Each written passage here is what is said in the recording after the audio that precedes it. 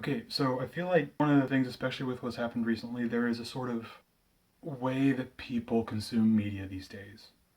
And it started a little bit more with the Star Wars prequels, and it's kind of at full force nowadays, where you have this thing that you watched when you were young and your heart was an open book. You have this thing that is perfect in your eyes, completely above reproach.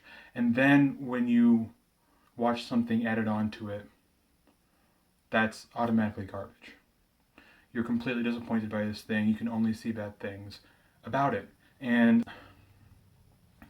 that's something that I've pushed back on personally in my life. A lot of that, for me, it more started out with I liked Man of Steel because I kind of knew where it was coming from. I knew, from one degree or another, I kind of knew the tropes that came with Superman. And I saw those in the movie. And I saw that pretty much anything that anybody could ever complain about with that movie was Zack Snyder being true to the original source material. This is something that Zack Snyder's fairly good at. Zack Snyder did a panel by panel translation of the graphic novel 300 without any complaints, and it looked amazing, and he didn't change anything in the original, and at least the original graphic novel. And so it makes sense that he has a source material and there are all these arguments, and for some reason people think that Batman vs. Superman Dawn of Justice, also directed by Zack Snyder, is going to be so much better than what they thought Man of Steel was. And now I'm hearing a lot of people upset at Batman vs. Superman, and that's not the sort of mentality I think people should have with media. It's not the sort of mentality that I think people should have with anything, books included.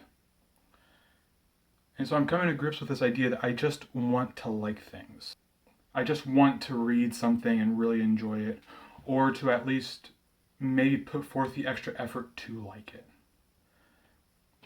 And that's always seemed worth it to me. That's always seemed like something that was worth my trouble. And so it feels right now, at least, that this project goes against that. That maybe Maximum Ride is not a good book. And that's okay. The heart of the reason why I didn't like this is because it didn't apply to me. It wasn't written for me.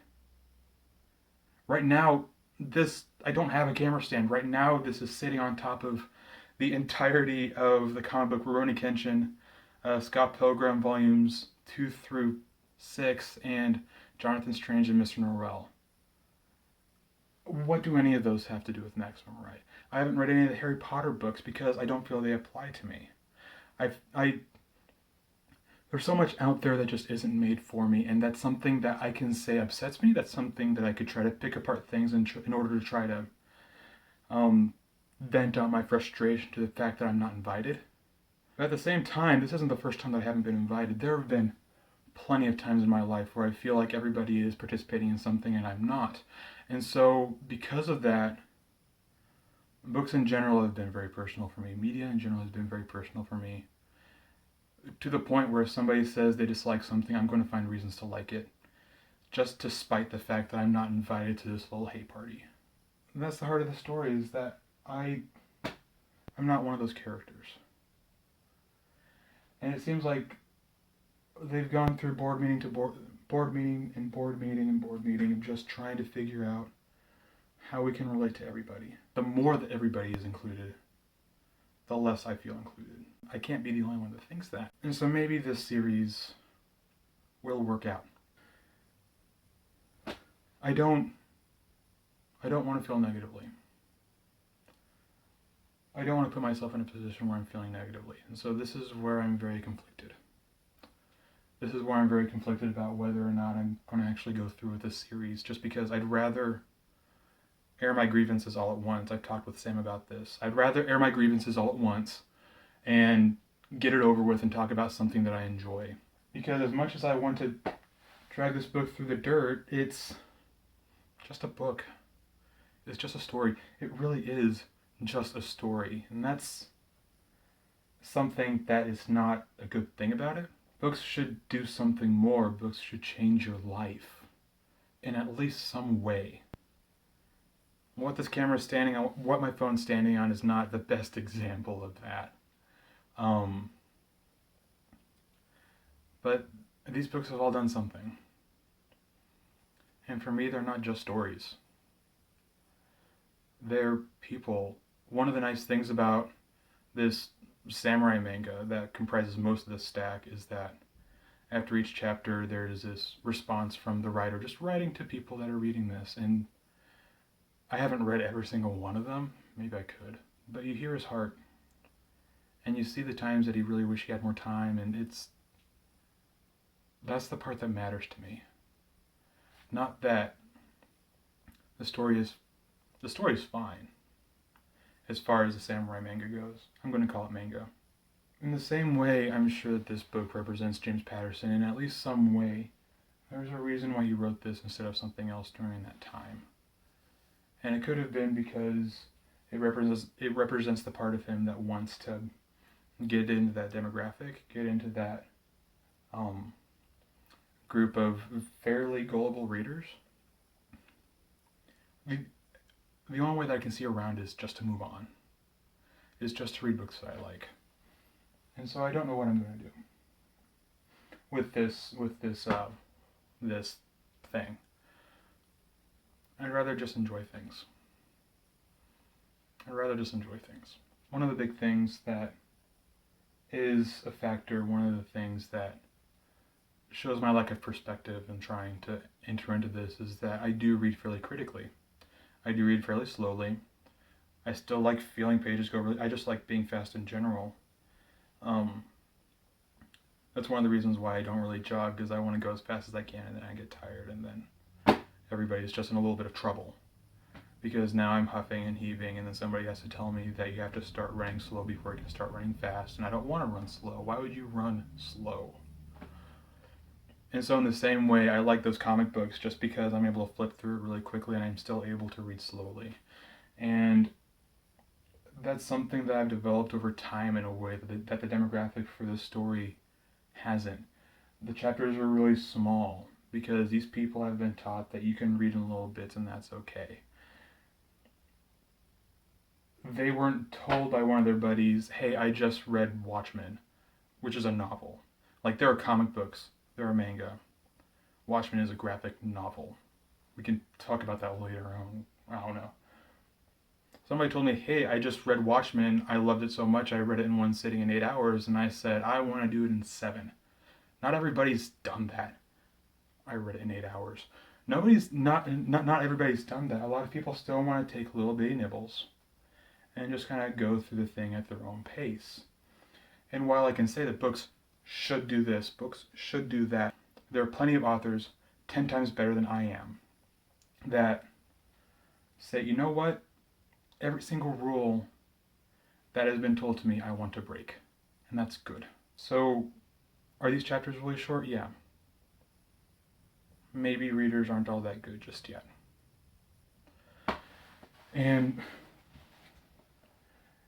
it starts off with a cast of like 6 characters, and I can imagine that they wanted to trickle that in right at the beginning, but they also didn't want it to be so boring that new readers would just leave it alone. I'm not like a book whisperer, but I can see the old drafts. I can see the things I would have personally liked a little bit more. I can see somebody that knows how to write a book. And I can see them abandoning this because they want to write a book for people they don't like reading. That's what this book is to me. It's just people that don't like to read, trying to find some way to edify themselves and to think that I am a reader because I was able to read a book that's this thick. And if they want to do that, fine. If they want to spend their hard-earned money to do that, fine. That's not something I feel like I'm in a position of shame. Because there's a lot of things that I do on a cursory level without even thinking about it. There's a lot of hats that I put on just because I like the shape of the hat. And the people that wear those hats for a lifetime can say that I'm a poser. As much as I want to say that the people reading these sorts of books are posers. And I'm sure that Sam will have just this wonderful rebuttal to this. And that we can figure something out. There's still a lot that we can talk about this book. I'd rather just learn about that stuff through good books. I don't think that my gripes are invalidated. It's a fairly lazily written piece. It's not clean by any sense. There's a lot of stuff that is put in just so that it sounds like a teenage girl is writing it. Thinking about the history of that doesn't really turn up very positive examples for me. The only thing that I can think of is people ogling at the way the black people talk, especially right after the Civil War. Think like Huckleberry Finn. This very thick Southern dialect that just makes these people that the story is about seem so much more ignorant and so much more something to gawk at. I don't like vernacular. I don't like that it does that. I feel like if you believed that this was being written by a 14-year-old, then you as a reader can imagine a 14-year-old voice a lot better than somebody can write out the vernacular of a 14-year-old.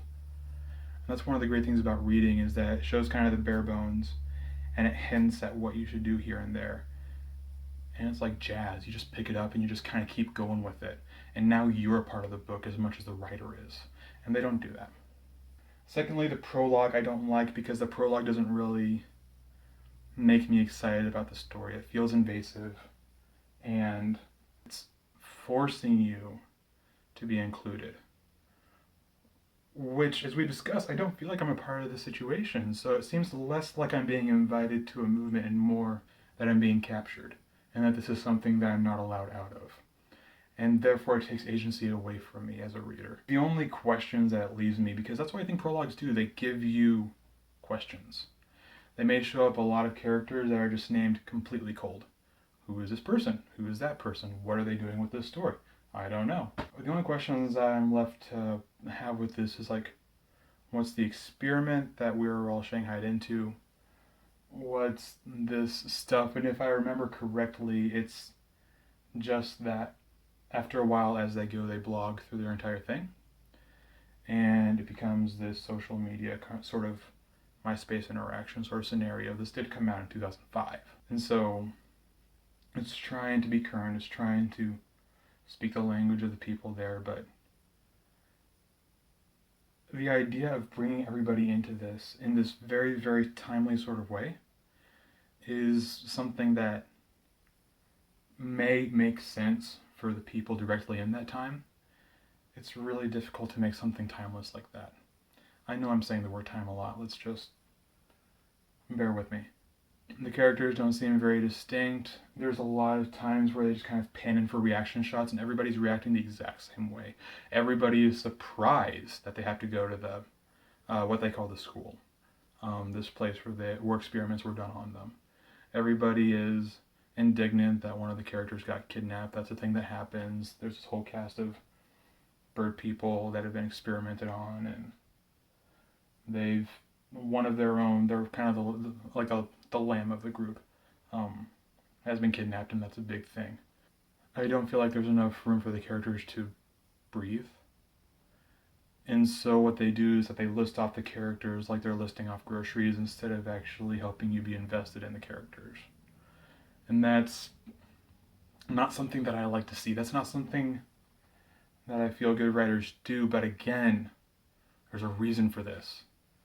I can imagine there being this ending that starts out right where Chapter 1 does. Chapter 1's a dream sequence where Maximum Ride, the titular Maximum Ride, is running away from the school. And I can imagine a plot that just kind of picks up from there. But instead there's this huge jump because somebody said boring, boring, boring on the reaction sheet. I can't be indignant towards this because even though I don't like the book and I still don't like the book, it makes sense to me. So yeah. I'm excited to hear what Sam has to say. I'm excited to be a little bit more upbeat about something just because it seems like I've just had this intense little gravitas. That's why this is a little bit higher up so I can stand and I can just bounce around a little bit more because I feel like I'm in the hot seat when I'm down in that chair back there. Thanks for listening. All right. Have a nice day.